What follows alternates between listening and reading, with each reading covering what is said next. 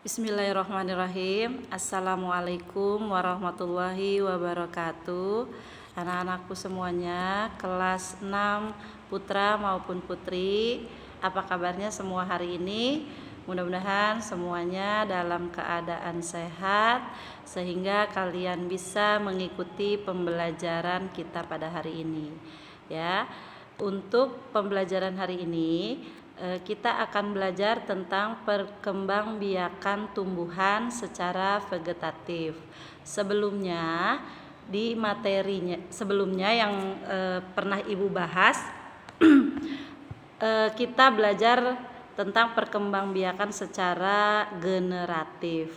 Kalau perkembangbiakan secara generatif adalah tumbuhan berkembang biak melalui perkawinan, di mana terjadi proses penyerbukan dan pembuahan pada tumbuhan.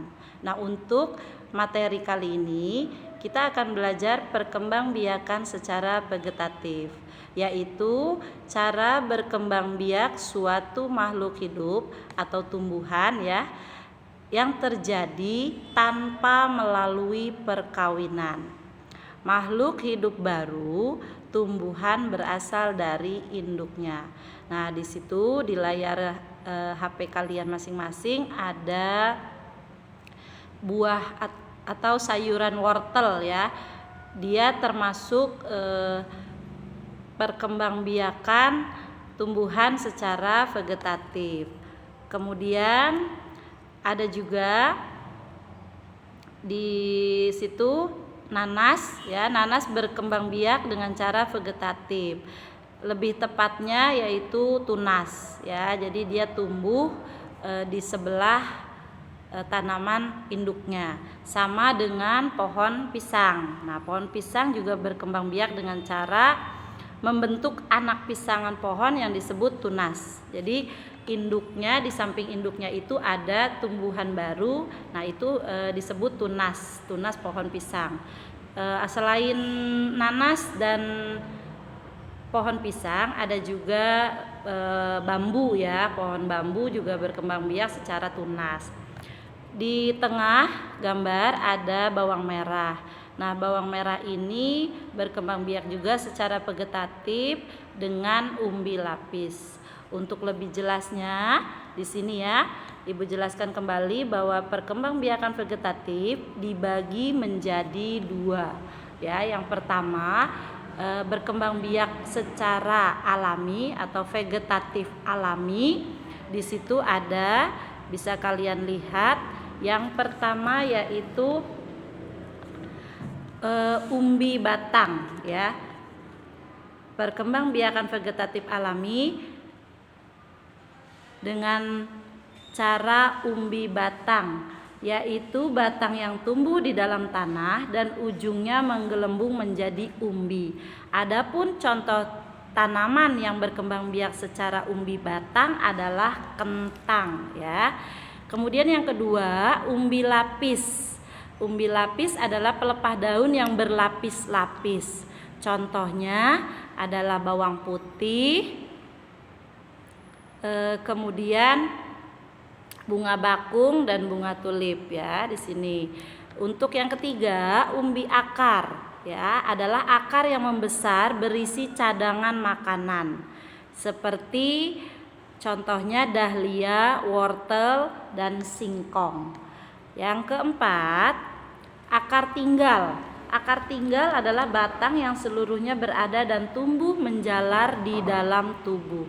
Tunas akan tumbuh dari ketiak sisik setiap buku akar tinggal. Adapun contoh tanaman yang berkembang biak secara vegetatif dengan akar tinggal adalah kunyit, jahe, lengkuas dan kencur ya di situ. Yang kelima yaitu dengan cara atau disebut geragi atau stolon ya. Batang tumbuh mendatar di permukaan tanah, tunas dan tumbuh dari ketiak ya. Ibu baca kembali, geragi atau stolon adalah batang yang tumbuh mendatar di permukaan tanah. Adapun contoh tanamannya adalah tanaman arbei, rumput teki, dan stroberi. Yang keenam tadi tunas. Nah, tunas ini tumbuh dari batang yang terdapat di dalam tanah. Tunas muda tumbuh di sekitar induknya sehingga terbentuk rumpun atau kelompokan ya. Contohnya tadi sudah Ibu jelaskan, ada pohon pisang, bambu, dan tebu. Kemudian ada tunas adventif. Tunas adventif adalah tunas yang tumbuh tidak di ujung batang dan ketiak daun. Ya, contohnya adalah sosor bebek, sukun, cemara, dan kersen. Ya, di situ. Nah, ini adalah perkembangbiakan tumbuhan secara vegetatif alami. Nah, kemudian ada juga perkembangbiakan vegetatif buatan pada tumbuhan, ya. Perkembangbiakan vegetatif pada tumbuhan biasanya terjadi pada tumbuhan-tumbuhan yang memiliki besar ya, berukuran besar dan dia perkembangbiakan secara tidak kawin pada tumbuhan dengan bantuan manusia ya. Disebut buatan karena memang dibantu oleh bantuan manusia. Biasanya dilakukan untuk mempercepat waktu panen dan memperoleh keturunan yang sifatnya sama. Adapun macam-macam perkembangbiakan vegetatif buatan pada tumbuhan, yang pertama yaitu mencangkok ya. Di situ jelas mencangkok adalah mengupayakan tumbuhnya akar pada cabang atau ranting tumbuhan. Caranya kulit batang kita kerat hingga terpotong, phloem dibuang. Nah ya, seperti itu. Tumbuhan yang dapat dicangkok seperti pohon mangga, pohon rambutan, dan pohon alpukat. Ya, pohon-pohon yang berukuran besar dan batangnya biasanya besar. Yang kedua caranya atau jenisnya yaitu menyetek. Menyetek adalah memperbanyak tanaman dengan cara memotong bagian tanaman. Ya, adapun menyetek ini bisa dilakukan dengan stek batang. Ya, stek batang. Contohnya adalah pohon mawar, pohon singkong. Nah, itu kan tinggal ditancap saja ya. Kemudian stek daun. Nah, stek daun ada sosor bebek, ada wijaya kusuma. Jadi cara menanamnya, daunnya ditancapkan ke dalam tanah. Yang ketiga yaitu stek akar, yaitu pohon sukun. Dan stek pucuk.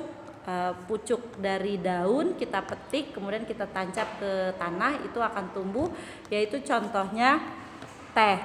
Selanjutnya adalah okulasi. Ya, okulasi di sini bisa kalian lihat, memperbanyak tanaman dengan cara menempelkan potongan kulit pohon yang memiliki mata tunas dari batang pada suatu irisan dari kulit pohon lain. Yang selanjutnya yang keempat yaitu menyambung.